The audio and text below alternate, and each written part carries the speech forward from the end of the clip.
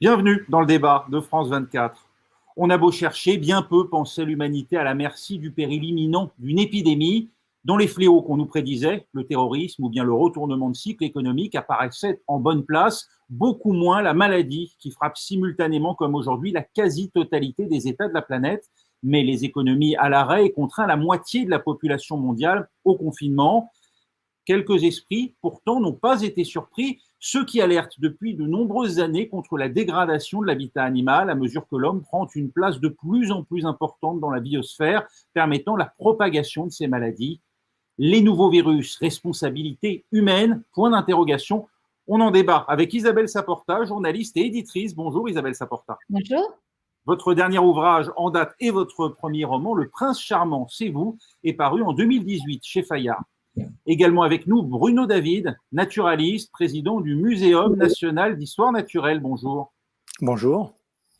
Bruno Canard, vous êtes directeur de recherche au CNRS, spécialiste des coronavirus. Merci d'être avec nous. Bonjour. Et puis Ziad Limam, directeur d'Afrique Magazine. Bonjour Ziad. Bonjour à tous. Afrique Magazine, qui dans son dernier numéro d'avril consacre un dossier spécial au Covid-19, l'Afrique face à la très grande menace, c'est à lire en kiosque ou bien sur Internet. Merci à vous quatre d'avoir accepté de débattre. Bruno Canard, on soupçonne le marché aux animaux sauvages de la ville chinoise de Wuhan d'être à l'origine de l'épidémie. Est-ce qu'on en sait plus aujourd'hui ? Alors, je ne pense pas qu'on en sache vraiment plus qu'il y a quelques semaines. Tout ce qu'on sait, c'est que le virus est parti de très près de ce marché. Et puis, la preuve absolue, en fait, elle est très facilement compréhensible. Il suffit de retrouver le même virus quelque part et de savoir si ce virus était là d'une manière stable pour savoir qu'effectivement il est parti de cet endroit-là. Et donc en ce qui concerne le marché, je crois que les pistes sont remontées très proches du marché, mais qu'il n'y a aucune certitude quant à savoir s'il est réellement parti de ce marché. En tout cas, ça a conduit la Chine à interdire depuis janvier la consommation et la vente d'animaux sauvages. Vous voyez ce récit de Peter O'Brien et d'Inès Olagaray pour France 24. Voilà à quoi ressemblait la vie dans ce village de la province de Zhejiang. Chaque année, 3 millions de serpents étaient élevés ici pour être vendus. Une pratique assez courante consistait à les noyer dans l'alcool pour en faire ensuite du vin de serpent. Mais désormais, les villageois ont l'interdiction de poursuivre leur activité. Ce n'est plus si simple. Depuis que l'on suspecte le coronavirus de provenir d'une viande vendue sur un marché de Wuhan, la Chine a interdit le commerce et la consommation d'animaux sauvages. La plupart des scientifiques ont d'abord pensé que le virus venait des chauves-souris, avant d'être transmis à un autre animal, peut-être le serpent ou le pangolin, qui aurait à leur tour contaminé les humains. Une théorie qui ne décourage pas les autorités de Wuhan, dont le marché a rouvert. On mange cette nourriture depuis des milliers d'années. Il y a peut-être eu un problème durant la transformation d'un produit. On devrait être plus prudent là-dessus, faire cuire plus longtemps les aliments et bien vérifier s'ils sont frais. Nous continuerons à aller au marché à la criée, même si c'est risqué, car au supermarché, tout est bien plus cher. La Chine a promis une réponse bien plus dure que lorsqu'une épidémie de SRAS a frappé le pays en 2003. Elle envisage d'inscrire dans la loi l'interdiction temporaire de la consommation d'animaux sauvages. Mais cette pratique est profondément ancrée dans la culture chinoise. Des millions d'animaux sauvages souffrent tous les jours dans des fermes chinoises. On les enlève pour prendre leur fourrure, les utiliser pour la médecine traditionnelle ou dans des laboratoires. Je pense que mettre un terme à l'exploitation des animaux sauvages et au commerce de la nourriture exotique ne suffit pas. En dehors de Chine, la consommation de certains de ces animaux sauvages provoque souvent le dégoût et la stupeur, d'autant plus depuis que le lien avec le coronavirus a été évoqué. Mais bien d'autres virus, comme la grippe aviaire ou la grippe porcine, ne proviennent pas d'animaux exotiques et sont tout aussi dévastateurs. Bruno David, il est d'usage en Chine de consommer des animaux sauvages dans la cuisine ou bien la médecine traditionnelle ? Oui, il y a des cultures qui adorent consommer des animaux sauvages. On peut appeler ça de la viande de brousse au sens large. Et évidemment, les virus franchissent de temps en temps des barrières d'espèces quand il y a de la promiscuité entre ces espèces. Donc, le fait de multiplier la consommation d'animaux sauvages assez divers, ça va favoriser le franchissement de cette barrière d'espèces et on peut penser, avec pas une certitude sans doute, mais il y a une forte probabilité que ça soit le cas dans le cadre de l'épidémie de Covid-19 qui nous frappe en ce moment. Déjà en 2002, le SRAS lui-même a été lié à la consommation d'animaux sauvages. Je crois qu'en 2002, c'était une civette qui était une chauve-souris d'abord, puis une civette. Donc il faut savoir que l'hypothèse actuelle pour le Covid-19, mais je ne suis pas un grand spécialiste de virus quand même, ça serait que ça soit un virus de chauve-souris qui soit combiné au virus du pangolin. Et le virus du pangolin avait une partie de sa protéine qui permet aussi d'entrer dans les cellules humaines, c'est-à-dire que la clé est la même que pour les cellules humaines, et ça lui a permis de nous infecter. Et après, c'est une diffusion d'homme à homme. Une fois qu'on a franchi cette barrière d'espèces, la diffusion peut se propager. Mais ça, c'est pas nouveau dans l'histoire, hein, je pourrais y revenir, mais ça fait longtemps qu'il y a des transmissions de pathogènes d'une espèce à une autre et d'espèce animale vers l'espèce humaine. On va l'évoquer dans un instant. Isabelle Saporta, c'est un problème de longue date, ça, pour les défenseurs de la cause animale. Nombre d'ONG alertent depuis longtemps sur ce commerce en Chine. Écoutez, moi, aujourd'hui, on ne peut pas dire de façon sûre que ça vient effectivement de ce marché, de ce pangolin. C'est pas encore tout à fait avéré. Donc, mais par contre, on ne sait pas. Il y a aussi un laboratoire à Wuhan, sans être dans les thèses complotistes. On sait bien, il y a eu plusieurs chercheurs qui se sont alarmés là-dessus, que justement toutes les recherches qui avaient été faites sur la chauve-souris comme laboratoire, comme espèce de réservoir de virus, tous les cobayes, effectivement, n'étaient pas traités de bonne manière par ce laboratoire. Ils étaient rejetés dans la rue. Donc, on ne sait pas, au fond, si c'est parti de ce marché, si c'est parti du laboratoire pour de mauvaise gestion des cobayes. Mais en tout cas, ce qui est très intéressant aujourd'hui, c'est qu'au fond, quand vous regardez la biomasse universelle aujourd'hui, la faune sauvage, c'est 2% de la biomasse. Tout le reste, c'est quoi? Ce sont les hommes et ce sont les animaux d'élevage. Qu'est-ce qui se passe aujourd'hui avec la chauve-souris, qui est effectivement un réservoir de bactéries et de virus? C'est qu'elle est repoussée toujours plus loin de son habitat sauvage. Et aujourd'hui, à cause de la déforestation, notamment des palmiers à huile, elle se retrouve très proche, notamment de ce qu'on appelle les élevages industriels.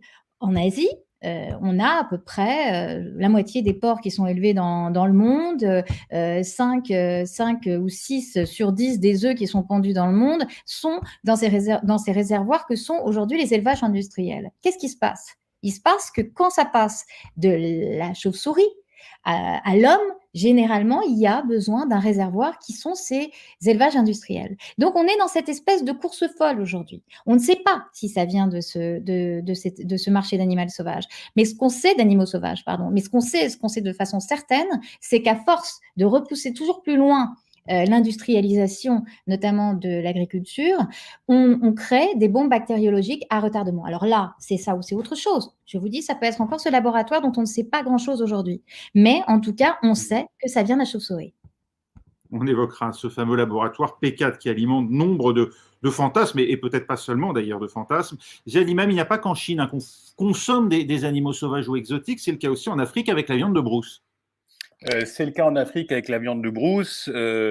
Ça aussi, c'est des pratiques très anciennes, qui sont pas forcément des pratiques urbaines d'ailleurs de plus en plus, qui sont plus des pratiques qu'on trouve dans les coins les plus reculés, qui sont aussi liées à toutes sortes de...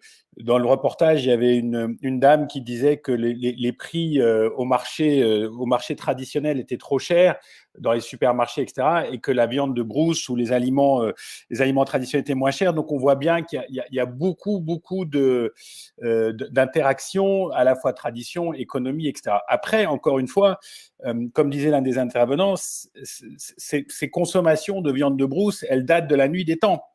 Et est-ce qu'en elles-mêmes, elles sont vecteurs dangereux, ou est-ce que c'est le rapport de l'homme à son environnement qui est le vecteur dangereux et qui peut transformer des pratiques anciennes en pratiques dangereuses et épidémiques? Je pense que on cherche aujourd'hui, comme si pour se rassurer, une espèce de point zéro, ça aurait été cette chauve-souris, ça aurait été ce marché-là, etc. Mais la réalité, c'est que l'environnement est tellement bouleversé, la biosphère dont vous parliez est tellement chamboulée par l'impact de l'homme, que des choses qui étaient relativement maîtrisables ou maîtrisées naturellement tout au long de l'histoire de l'humanité sont peut-être moins maîtrisables aujourd'hui. Vous avez parlé des élevages industriels, on peut parler des avions, le trafic aérien a quadruplé depuis 1990, quadruplé. Ça veut dire que ces vecteurs-là qui pouvaient à la limite être, j'allais dire, limités à un village, à une part de la forêt, etc., du coup, ils sont capables de monter dans l'avion. Les forêts on en parle très peu, enfin, on n'en parle pas assez, mais la mine, l'exploitation du bois, etc., ça nous fait rentrer dans ces forêts qui sont fermées normalement, avec très peu d'habitants. Et donc, quand les gens rentrent dans ces forêts, ils vont au contact de ces virus qui sont là, qui étaient tranquilles d'une certaine manière, et ils découvrent un nouveau réservoir. Mais j'imagine que c'est l'objet de la discussion d'aujourd'hui. Oui, ça veut dire donc, Bruno Canard, ce qu'on entend, qu'on pourrait avoir affaire à davantage d'épidémies de ce genre à l'avenir, ce qu'on appelle des zoonoses transmises donc de l'animal à l'être humain. Oui, c'est une tendance qui est observée et qui s'accélère, hein, qui a été prévue depuis une 30aine d'années, on dira. Puis un peu plus théorisée et travaillée depuis une 20aine d'années et observée depuis. On avait coutume de dire que la première pandémie vraiment prévue, qui devait arriver, était effectivement celle du SRAS en 2003, qui montrait donc une accélération de ce style de problème, de zoonose. Alors pourquoi les zoonoses? Parce que les virus zoonotiques, en grande majorité, sont des virus ARN qui sont doués d'une grande capacité d'adaptation et justement de variation pour pouvoir passer d'un hôte à un autre. Donc, effectivement, facilement d'une chauve-souris. Disons, le virus, pour s'adapter d'une chauve-souris à un pangolin ou une civette ou autre, quand c'est un virus avec un matériel génétique ARN, il a cette facilité de changer beaucoup plus rapidement que n'importe quel autre organisme. Et donc, effectivement, en moins de temps qu'il faut pour le dire, il va fabriquer les moyens d'infecter un hôte intermédiaire qui va lui-même infecter l'homme et donc créer ce qu'on appelle un incident zoonotique, une émergence zoonotique. On va voir justement l'évolution depuis un siècle de ces grandes épidémies en images avec Bilal Tarabé. De la Chine à l'Espagne, des États-Unis à l'Afrique du Sud ou encore à l'Équateur. Le monde tente de faire face à une nouvelle pandémie, le Covid-19. Cette équipe médicale de Hong Kong rappelle qu'elle est loin d'être la plus meurtrière de l'histoire. Elle est beaucoup plus grave et meurtrière que la grippe H1N1 de 2009, sans parler de la grippe saisonnière. Mais elle est très loin d'être aussi sérieuse que la pandémie de 1918. Des images étonnamment contemporaines. En 1918, à San Francisco, ces Américains fêtent la victoire du pays lors de la Première Guerre mondiale et tous portent un masque. Le monde faisait face à la pandémie dite de grippe espagnole. Ce virus de type H1N1 a tué entre 25 et 50 millions de personnes, c'est-à-dire plus que la Première Guerre mondiale elle-même. Au XXe siècle, une autre pandémie se déclare, le virus du sida. Des médicaments existent qui permettent de vivre avec la maladie, mais aucun vaccin ne permet à ce jour d'en guérir. Le virus du sida a tué environ 40 millions de personnes. En 2009, une pandémie du même type H1N1 que la grippe espagnole fait son apparition. Cette grippe A aurait fait jusqu'à 500 000 morts en un an. Le coronavirus n'est pas une maladie inconnue au XXIe siècle. En 2002, le SRAS ou Covid-2 était resté au stade de l'épidémie. Ce premier Covid avait fait environ 700 morts. Bruno Canard, le sida, Ebola, le SRAS, ce sont toutes des zoonoses. On a eu des épisodes de peste beaucoup plus mortels dans l'Antiquité au Moyen-Âge en proportion de la population mondiale de l'époque.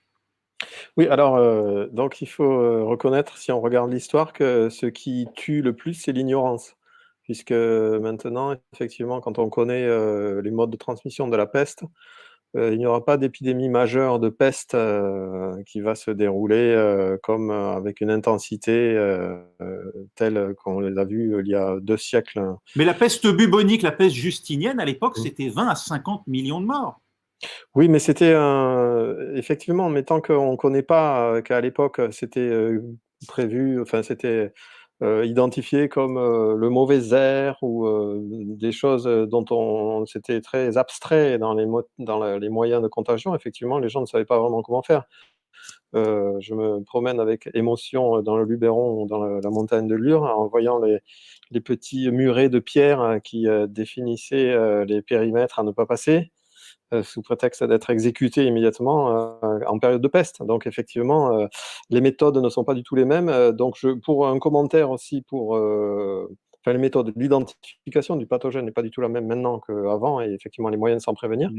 Juste pour revenir là-dessus, un commentaire sur la grippe de 1918, c'était effectivement un très grave problème, mais le Covid-19 à l'heure actuelle est quand même à des similarités assez fortes. Et effectivement, le fait que des mesures de confinement et le fait qu'un peu moins d'ignorance soit venue sur la virologie et les méthodes de contrôle font que le Covid-19 n'est pas aussi sérieux que la grippe espagnole. Mais ceci dit, probablement que le taux de mortalité de la grippe espagnole était très voisin de celui actuel du Covid-19, de l'ordre de 1 à 2%. Mais à l'époque, en période de guerre, en période de disette, de famine, etc., c'était les mesures sanitaires et la réaction des pouvoirs publics, on l'a compris, n'étaient pas les mêmes. Simplement, cette augmentation des épidémies que vous venez de nous prédire il y a quelques minutes, est-ce qu'elle est due à l'augmentation des maladies infectieuses elles-mêmes ou bien à l'évolution de nos modes de vie qui favorise le fait que ces maladies dégénèrent en phénomènes épidémiques? Non, je crois, comme ça a été très bien dit là par ma collègue invitée. Par Isabelle Saporta. Isabelle Saporta. Donc, ça a été très bien dit. Là, il y a un changement radical dans la manière dont les sociétés ont évolué, en particulier justement les élevages industriels, la destruction sans pitié de tout l'environnement naturel, la déforestation avec l'huile de palme, et toutes ces pratiques qui ont été très bien pour l'économie, la croissance, amener des richesses pendant un bon moment. Et puis, effectivement, à un certain moment, comme j'ai déjà dit, le pot de miel se vide, il n'y en a plus. Et par contre, on n'a plus d'abeilles qui refont du miel. Donc, c'est un peu ce qui se passe là, avec effectivement des conséquences qui n'étaient pas identifiées, comme le fait que l'uniformisation et la perte de biodiversité en général fait qu'on observe un bien meilleur franchissement, enfin du moins une fois que la barrière d'espèce a été franchie pour un virus, alors là, ça part comme un incendie qu'on ne peut pas maîtriser, et uniquement du fait que dans les grands élevages, on a une homogénéité d'hôtes, donc on peut imaginer qu'un virus, quand il trouve un animal, comme il y en a des millions à côté qui sont les mêmes, effectivement, c'est une amplification extraordinaire. Donc, au-delà de ça, on peut très bien comprendre, sans avoir fait de très hautes études de biologie, que quand un virus arrive dans un environnement très divers en hôtes, en animaux, eh bien, il va en infecter un, mais si son voisin est différent, il va peut-être pas pouvoir l'infecter aussi facilement. Donc, la biodiversité, en général, est un moyen formidable de contenir les nouveaux virus et les nouvelles maladies. C'est ce qu'on observe. Il y a quantité de communications scientifiques qui relèvent le nombre de virus complets différents sur un certain espace et qui voient qu'effectivement, ce nombre de virus, même s'il est très divers, il n'y en a pas un qui produit un phénomène majeur qui peut être une catastrophe quand la biodiversité est large. Bruno David, c'est l'homme qui a rompu les barrières naturelles avec des espèces qui lui sont hostiles ou néfastes?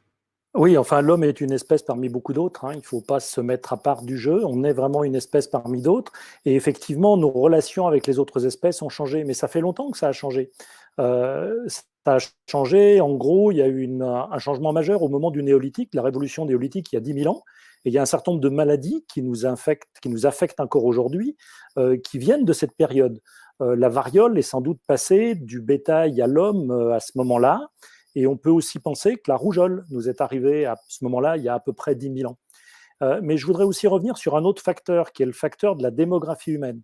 Le fait même que nous soyons également très très nombreux sur Terre, 7,8 milliards d'habitants, fait que la probabilité qu'un virus se développe, nous soit transmis et qu'après nous le transmettons nous-mêmes d'un individu à un autre individu, c'est une probabilité qui augmente. Et il y a une théorie en science qui s'appelle « kill the winner ». Kill the winner, ça veut dire tuer le gagnant, tuer le vainqueur. Et si une espèce est trop dominante, si elle est trop nombreuse, forcément, il y a des pathogènes qui vont s'intéresser à elle. Et c'est un petit peu ce qui se passe avec nous, c'est-à-dire qu'il faudrait prendre, évidemment, il faut prendre une très très attention, mais ça a été dit entre les lignes, ça a été même dit explicitement, détruire le reste du vivant en disant, bah, après tout, si on détruit la biodiversité, on n'aura plus de problème. Ben non, parce qu'on va se retrouver tout seul. Il n'y aura plus de biodiversité, il n'y aura plus de richesse en espèces, et à ce moment-là, les virus et d'autres pathogènes, ils vont se tourner forcément vers nous pour tuer le vainqueur. L'homme joue aussi aux apprentis sorciers en faisant coexister différentes espèces d'animaux qui d'ordinaire ne se rencontrent pas ou peu dans la nature. C'est l'occasion de multiplier les combinaisons entre agents pathogènes, ça? Ah ben, bien sûr, c'est-à-dire qu'en fait, on génère de la promiscuité. La promiscuité, c'est le nombre de contacts qu'on peut avoir, et puis c'est l'intensité de ces contacts. À travers de la nourriture, à travers du fait qu'on va tuer un animal et puis qu'on va avoir une coupure sur un doigt et donc on va toucher du sang de l'animal. C'est des choses comme ça. Et plus on est nombreux sur Terre et plus on est nombreux à faire ce genre de pratique, plus le risque qu'un virus change, qu'un virus mute, comme Bruno Canard l'a très bien dit, ce sont des virus qui ont une capacité à changer qui est absolument extrême, ces virus à ARN. Et donc, c'est une question de probabilité, je veux dire. À force de jouer, on finit par perdre, en quelque sorte. Mais c'est simplement le fait qu'on soit nombreux, le fait qu'on se déplace beaucoup, le fait qu'on détruise nos environnements et le fait qu'on fabrique cette promiscuité qui amplifie les choses. Si on sait garder nos distances, si on laisse la faune sauvage là où on est, si on la protège parce que cette diversité de la faune sauvage est également très importante, nous protégerons nous-mêmes. Tiques, chauves-souris, moustiques, ces hôtes, tous ces vecteurs de virus, ils prolifèrent grâce à l'action humaine. Isabelle Saporta, on a rompu la chaîne alimentaire, éliminé leurs prédateurs à ces espèces. Écoutez, en tout cas, regardez par exemple le virus Nipah. Le virus Nipah, il était apparu pourquoi? Parce qu'il y a une chauve-souris qui s'était retrouvée finalement à faire ses besoins au-dessus d'un cochon en Malaisie. La Malaisie, c'est un pays à dominante musulmane. Que faisaient les cochons en Malaisie?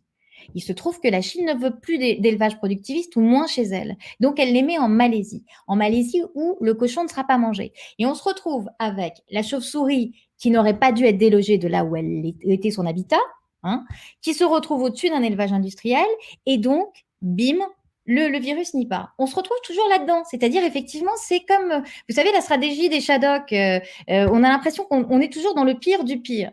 Et à chaque fois, au lieu de répondre, si vous voulez, en ayant une réponse à long terme, en se disant, voilà, on ne peut pas continuer finalement à déloger la chauve-souris de son habitat traditionnel, on ne peut pas continuer à faire des élevages intensifs qui sont des bombes bactériologiques à retardement, on essaie de créer des espèces de forteresses biosécuritaires. Or, force est de constater que ces forteresses biosécuritaires sont peut-être des réponses, à court terme, mais certainement pas à long terme, parce que, voilà, quoi qu'il arrive, il y a toujours un moment où la chauve-souris se retrouvera face à un cochon dans un élevage industriel et le virus Nipah en l'occurrence, partira dans le reste du monde. Et comme le disait très bien un de vos interlocuteurs tout à l'heure, en plus, aujourd'hui, on est dans une démultiplication de tout ce qui est, au fond, voyage aérien, transport. On est dans un monde interconnecté. Donc, avant, la chauve-souris se retrouvait effectivement, comme le disait très bien Bruno Canard, avec ses milliers. C'est un réservoir bactériologique, la chauve-souris, ça, on en convient tous. Mais elle se retrouvait face à une biodiversité qui faisait que, bon an, mal an, tout ça était contrecarré. Aujourd'hui, c'est plus le cas.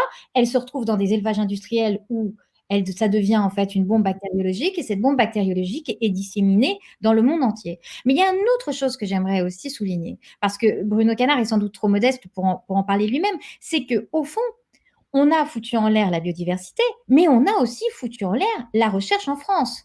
Dans cette industrie de la vie qui fait qu'aujourd'hui, nous serions plus ou moins armés face à ces coronavirus, on a d'excellents chercheurs dont il fait partie, qui travaillaient depuis des dizaines d'années, ou depuis 2000, je crois, il le dira beaucoup mieux que moi, sur ces sujets-là, et on a coupé les fonds parce qu'on considérait que ça n'intéressait personne. Aujourd'hui, nous aurions peut-être des médicaments, et ces médicaments ne seraient peut-être pas fabriqués en Chine, en Inde ou ailleurs. Donc, si vous voulez, aujourd'hui, il n'y a pas uniquement cette déforestation, il n'y a pas uniquement cet élevage intensif, il y a aussi cette espèce de folie qui fait que nous ne soutenons pas notre recherche française ou européenne, et nous, l'industrie de la vie, l'industrie des médicaments, l'industrie de ce que sera demain, n'est plus chez nous non plus.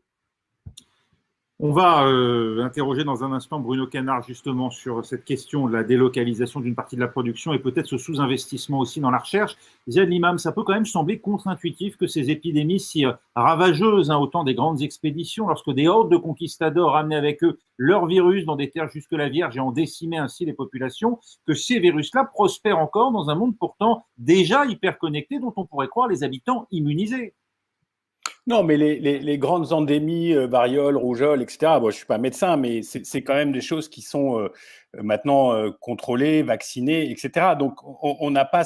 Je pense que cette angoisse-là est un petit peu derrière nous. Peut-être que quelque chose apparaîtra. Ce qui est plus angoissant aujourd'hui, c'est cette idée que ces nouveaux virus ou la résurgence de virus anciens, je pense par exemple dans les zones chaudes à la dengue, au paludisme, au chikungunya, qui sont des choses qui sont là depuis très longtemps, qui étaient relativement maîtrisées et qui rebondissent aujourd'hui, par exemple avec la culture risicole ou avec toutes les cultures en zone forestière, ça attire les moustiques, le paludisme, etc. Ce qui est inquiétant, c'est comment on peut à la fois lutter pour avoir une biosphère plus équilibré, dans lequel effectivement le winner ne se fera pas dézinguer, et en même temps assurer un certain développement économique, parce qu'au fond, voilà où va le débat. C'est-à-dire, s'il faut préserver la biosphère, ça veut dire qu'il faut changer notre mode de production, ça veut dire qu'il faut sortir de la culture intensive, ça veut dire qu'il faut parler démographie, ça veut dire qu'il faut parler réchauffement climatique, puisque le réchauffement climatique a un impact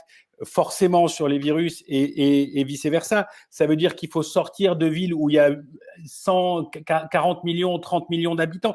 Donc, tout ce changement civilisationnel, est-ce qu'il est à notre portée? On voit que déjà sur le changement climatique, on a beaucoup de mal à appréhender ce problème parce qu'il est trop grand, il est trop immense et ça demande trop de renoncement. Et voilà qu'on nous dit que maintenant les virus sont favorisés par notre propre impact dans la biosphère, dans notre anthropocène, comme disent certains scientifiques. Et donc, on ne voit pas finalement comment on pourrait rassurer l'opinion mondiale, comment on pourrait rassurer l'humanité, comment on pourrait lui dire qu'un autre chemin est possible, faisable, dans un univers de temps relativement contrôlable. Et on est dans cette espèce de truc là où on va tous ou mourir de chaud ou être tués par un virus avec un écroulement économique, etc. Et tout ça, je pense que c'est quelque chose dont on parle beaucoup en France, mais si vous allez en Afrique, on en parle beaucoup aujourd'hui. Si vous allez en Asie, qui est la terre de prédilection d'émergence de ces virus, en tous les cas les coronavirus, si vous allez en Amérique latine, tout ça c'est un vrai débat. Est-ce qu'un autre monde est possible? Est-ce qu'on peut changer cette biosphère dont on dit qu'on est en train de la dérégler? Et c'est un débat anxiogène, c'est-à-dire c'est un débat de survie. Bruno David, on a l'impression effectivement là que toutes les calamités arrivent en même temps. Est-ce que la tâche n'est pas trop grande? Est-ce qu'on peut tout simplement inverser encore le cours des choses? Alors, je pense qu'il n'est jamais trop tard pour inverser le cours des choses. J'ai un côté optimiste de ce point de vue-là. Je suis très pessimiste par rapport à ce qui arrive, par rapport à la tendance dans laquelle on s'est inscrit.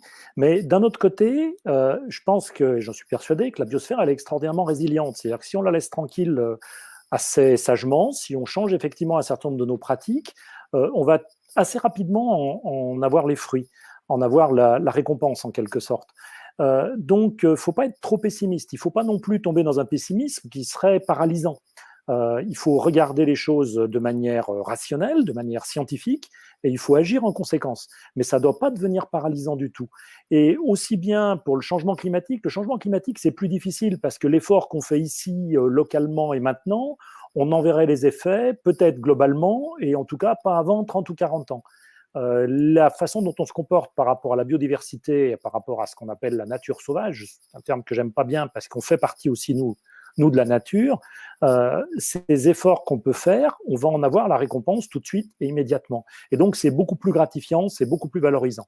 Et en plus, c'est nécessaire. Parce qu'effectivement, nous sommes dans un système intégré, la planète fonctionne de manière totalement intégrée, et ce qui se passe à un endroit et dans un compartiment a des influences sur les autres compartiments. Tout est lié. C'est ce qu'on appelle le concept One Health, une seule santé. C'est une seule santé pour la planète, c'est-à-dire que santé humaine, santé animale et santé des écosystèmes, ça forme un tout. Il faut vraiment qu'on arrive à faire ça. On a bien compris il y a quelques années que santé humaine et santé animale, ça allait de pair. Et il y a eu des échanges médecins, vétérinaires qui ont fait qu'on a vraiment avancé dans ce domaine-là, en liaison notamment avec les élevages d'animaux, parce qu'on a compris que c'était une source potentielle d'infection des humains. Mais il faut qu'on élargisse ça aux questions de santé environnementale. Ça devient totalement essentiel. Et pour ça, effectivement, on a besoin de connaissances, on a besoin de recherche. Bruno Canard, le réchauffement climatique joue un rôle aujourd'hui dans le développement de ces virus.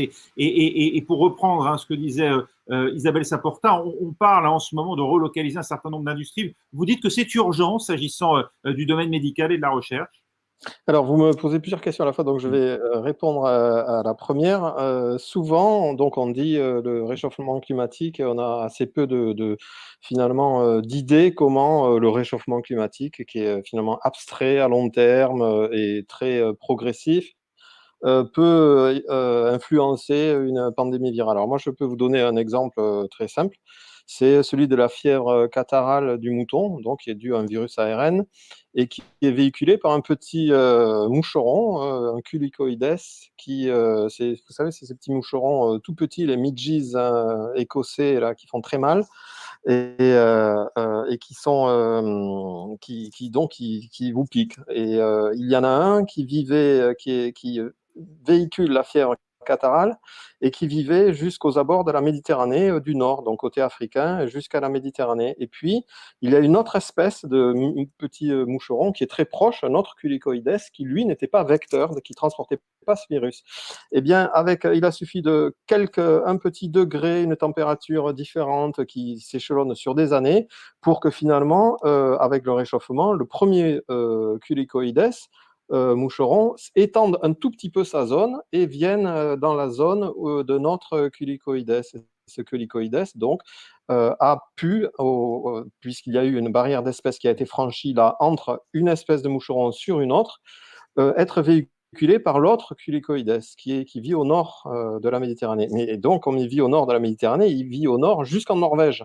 Et donc, à ce moment-là, le virus s'est trouvé un autre transporteur gratuit et il est arrivé en France, en Europe du Nord. Et donc, il s'est réparti d'une manière complètement différente. Et donc, il a quitté les bords de la Méditerranée pour conquérir l'Europe. Voilà comment un petit degré de changement de température peut finalement avoir une influence beaucoup plus large qu'on pourrait le croire. Quid du dégel du permafrost? Est-ce que ça peut libérer demain des agents pathogènes enfouis sous les glaces depuis des millénaires et qui nous seraient fatals parce que nous n'avons pas développé les défenses immunitaires? Ça peut, mais je pense qu'en l'occurrence, on a tout ce qu'il faut en dehors du permafrost, là, avec tout ce qui se passe sur la déforestation et les atteintes à l'environnement qu'on a ici. Alors, on parle souvent aussi des problèmes à l'étranger, où disons, c'est l'Amazone, le permafrost, l'Asie, etc. Moi, je veux donner un exemple très simple pour la recherche, en particulier puisque ça rejoint la question de la recherche. Vous avez tous observé que la maladie de Lyme en France, elle connaît une expansion incroyable. Hein. Donc, il y a 30 ans, moi, quand j'étais gamin, on n'entendait jamais parler. On n'avait pas tellement de tiques ou de problèmes de maladie de Lyme. Maintenant, c'est devenu un problème incroyable avec un nombre impressionnant de gens qui souffrent vraiment hein, de cette pathologie. Eh bien, donc là, par exemple, un merveilleux sujet de recherche. Pourquoi dans l'environnement et quels sont les facteurs qui font que tout d'un coup, cette maladie, en 20 ans, est devenue vraiment préoccupante?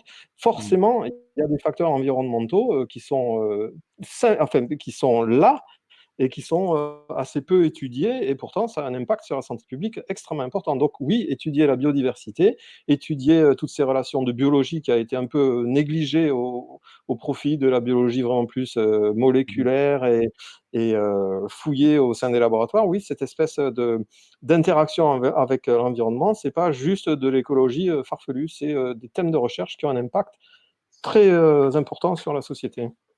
Zalima, vous vouliez réagir sur la maladie de Lyme?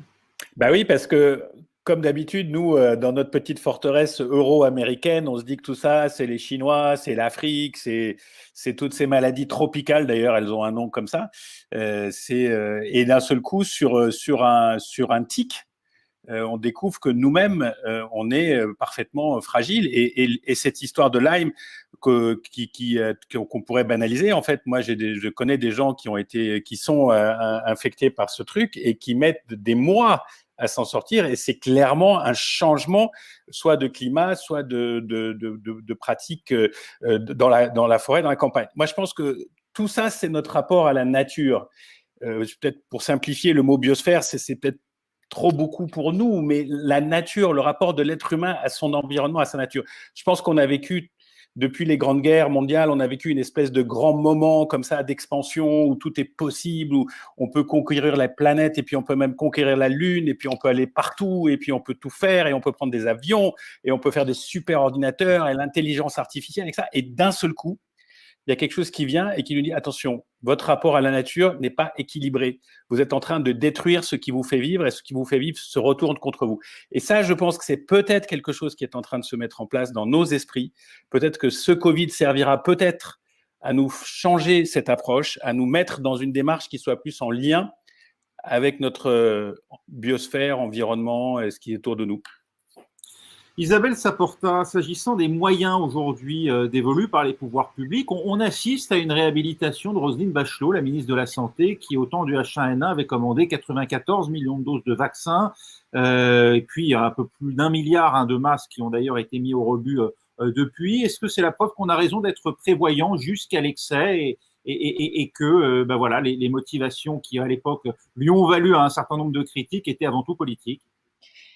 Si vous voulez, on se rend bien compte qu'on est parti dans cette société complètement, au fond, voilà, on a l'impression que par les moyens de transport qui sont aujourd'hui colossaux, fantastiques, à ces échanges qui se font en permanence, on n'a plus besoin, au fond, de produire la nourriture en France parce qu'on l'achètera à l'autre bout du monde. Vous parliez tout à l'heure de la déforestation. Eh bien, la déforestation, elle est aussi due à nous parce qu'au fond, c'est pour nourrir nos bêtes et le soja, parce qu'on importe du soja, qu'il y a aussi cette déforestation. Donc, si vous voulez, on se rend compte aujourd'hui qu'on a pensé que on était presque, comment dire, comme des dieux, au fond, comme des dieux, c'est-à-dire que, voilà, la nourriture, on pouvait la faire pousser n'importe où et surtout là où elle était la moins chère, que les masques, on n'avait pas besoin de faire de stock parce que, au fond, la Chine était si près et ce serait si pratique. Xavier Bertrand, quand il s'est fait interviewer justement sur ces questions-là, disait, moi, si j'avais fait un stock d'1,4 milliard de masques, c'est justement parce que quand j'avais discuté avec mon homologue chinois, il m'avait dit, si un jour on a une épidémie chez nous, on passera en premier. Et c'est normal, je veux dire, et c'est ce qui s'est passé. 1, ils sont passés en premier. 2, les autres marchés sont parfois passés en premier. Et par ailleurs, on s'est rendu compte à ce moment-là qu'on était dépendant pour tout. C'est-à-dire qu'on était dépendant pour les masques, on était aussi dépendant pour les médicaments, c'est-à-dire que tu te rends compte qu'aujourd'hui, il n'y a pas une molécule qui soit produite en Europe, ou en tout cas très très peu, pour ce qui sont les antibiotiques. On voit bien qu'aujourd'hui, nos réanimations sont en rupture de stock pour des choses comme le curare. Donc, si vous voulez, je pense qu'effectivement, on est arrivé dans un truc complètement dingue, en fait, où on s'est dit que il fallait toujours être dans la course du toujours moins cher. Et toujours moins cher, c'est toujours effectivement produit ailleurs que chez nous. Hein. Le soja sera toujours moins cher s'il est produit à l'autre bout du monde, sur une base de déforestation. Les médicaments et les molécules seront toujours moins chers produites en Chine, où la main-d'œuvre n'est pas payée à son juste prix et où on ne se pose pas la question, effectivement, de faire des industries avec des normes à haute qualité environnementale. Si vous voulez, on est parti dans une espèce de course folle. Et aujourd'hui, on se rend compte que cette course folle, qui n'avait au fond pour objectif que de faire de l'argent, hein, que de faire de l'argent pour l'argent, eh bien, ça mettait l'humain de côté. Et aujourd'hui, on est cruellement, effectivement, remis face à notre fragilité d'être humain. C'est-à-dire que, oui, aujourd'hui, on aimerait qu'il y ait des masques en France, on aimerait qu'il y ait une industrie médicamenteuse en France ou en Europe, on aimerait être beaucoup moins dépendant qu'on ne l'est. Et ça, c'est très, très angoissant. Tout à l'heure, on parlait de la maladie de Lyme. Excusez-moi ce petit pas de côté. Oui, en plus, on a fait des choses qui sont complètement folles. C'est-à-dire qu'à force d'usage de pesticides, on a fait effectivement des mauvaises herbes, j'aime pas ce terme, multirésistantes. À force d'élevage intensif, on a fait des autoroutes à bactéries avec des bêtes qui se ressemblent toutes. Donc, on a foutu en l'air la biodiversité. On n'a pas du tout pensé au fait que c'est cet équilibre précaire qui fait que, au fond, on est protégé.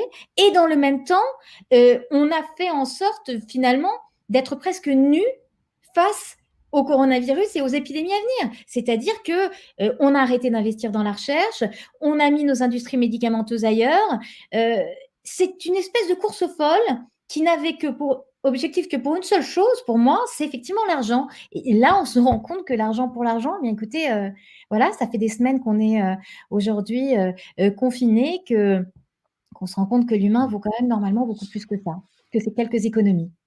Bruno David, cette anthropisation des paysages que vient de décrire Isabelle Saporta, cette agriculture intensive, cette déforestation, lorsque la biodiversité s'effondre, ça favorise les espèces animales les plus à même de transmettre de nouvelles maladies à l'homme. Et pourquoi, en fait?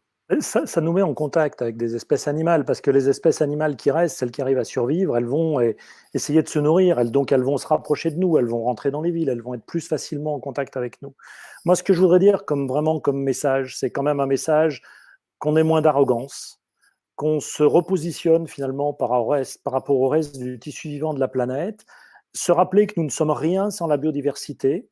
Encore une fois, on est incapable de digérer sans les bactéries qui habitent notre tube digestif, on est incapable de se protéger sans les bactéries qui sont sur notre peau. Donc nous ne sommes rien sans les autres, nous faisons partie de cette biodiversité dans un vaste tissu d'interaction et on est en train de détricoter ce tissu. C'est un petit peu comme un fil qu'on tire et qu'on va détricoter. Et moi, j'aime bien l'image de dire que la biodiversité, c'est le tissu vivant de la planète parce qu'on voit bien comment les fils vont s'entrecroiser les uns avec les autres. Et nous sommes en train de détricoter complètement ce tissu. Et c'est vraiment à notre détriment. Si on doit préserver la biodiversité, c'est d'abord pour des raisons égoïstes, déjà, pour nous préserver nous-mêmes. Nous sommes la biodiversité. C'est un message très important à avoir. Et donc, il faut aborder les questions de manière holistique, pour prendre un grand mot, de manière globale, en considérant à la fois cette santé humaine, cette santé animale, cette santé des environnements également, dans une seule approche holistique et globale. Bruno Canard, y a-t-il un risque qu'une prochaine épidémie, ou bien celle qui existe déjà, Ebola existe toujours à la surface du globe, la grippe aviaire H5N1 par exemple, ou d'autres, finalement ait raison de l'espèce humaine? Raison de l'espèce humaine, je pense que l'homme est suffisamment néfaste pour lui-même pour qu'il vienne à bout lui-même de lui-même, si je peux me permettre.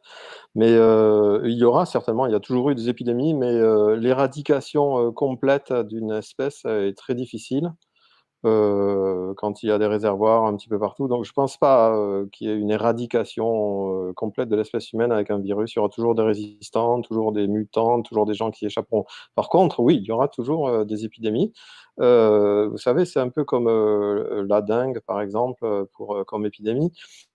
Comme virus et qui crée des épidémies, on n'arrivera jamais à enlever, à éradiquer tous les moustiques. C'est pas souhaitable d'ailleurs, c'est totalement impossible. Et donc tous les virus non plus. Par contre, ce qu'il faut, c'est juste un taux de moustiques qui soit acceptable pour ne pas gêner ni ne transmettre des maladies. Et ensuite, tout le monde est content.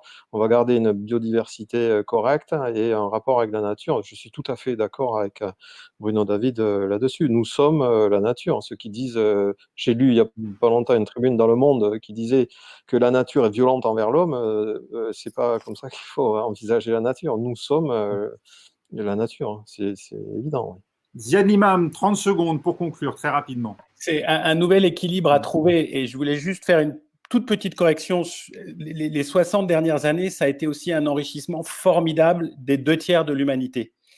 Et donc, de remettre un autre système en place qui soit plus cohérent avec la biodiversité, ça suppose aussi de trouver d'autres modes de croissance économique pour que le plus grand nombre puisse continuer à vivre, travailler, s'enrichir au sens le plus naturel du terme, aller à l'école, les enfants, etc. Je pense c'est cet équilibre-là qu'il faut trouver. Il ne faut pas oublier que la dernière période a été une période de progrès immense pour la plupart des gens.